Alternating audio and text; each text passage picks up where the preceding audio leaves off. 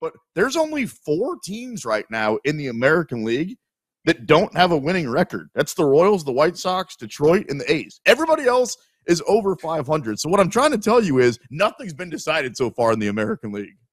I was going to ask you, so should I take that bet that the Royals lose 120 games this year? Should I take Probably. that bet? Probably. Because you're going to say the Royals twice. They're that bad. I mean, even Oakland, at least you know their building is rusted and rats are running around it. With Kansas City, it's kind of like, hey, we might have a new stadium downtown with this team.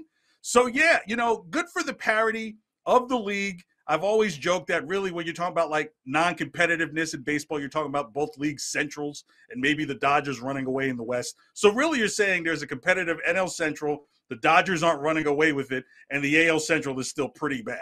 So, yeah, I think this is what baseball wants, especially with them extending out an additional wild card team. You'd want to be able to get eyes on maybe some of these in-between market teams to put them on national television. Maybe they can have an upset in an opening round.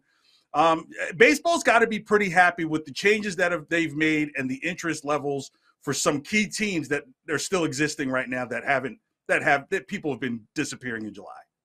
The Rays have been the favorite pretty much all season. They got off to that white hot start. They're still plus 325, which is the best odds according to BetMGM to come out of the American League. I am not a buyer in them. The Rangers now have the second best odds to represent the American League in the World Series at 4-1, basically the same number as the Astros. Not enough people are talking about the Blue Jays. And I get it because there's a bunch of teams ahead of them and because everybody's been talking about the Rays and the Orioles who are 6-1 right now to come out of the American League. If you ask me right now, man, if I could put my money on anybody, I think they're getting in. They're going to be in the playoffs. At least they are right now. I think the Blue Jays are the team to beat.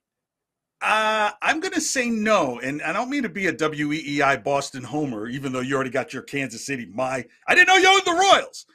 Look, the Red Sox have a 3-game series with Toronto right around the corner, and they have absolutely owned Toronto this year. So what's surprising to me is, do I think that the Red Sox will win the AL? No. But could they make it very uncomfortable for like a team against like the Rays who've shown themselves to kind of disappear sometimes in the playoffs, the Rangers who are new to this, and the Astros who they took to the AL, who they took all the way to the ALCS just 2 years ago.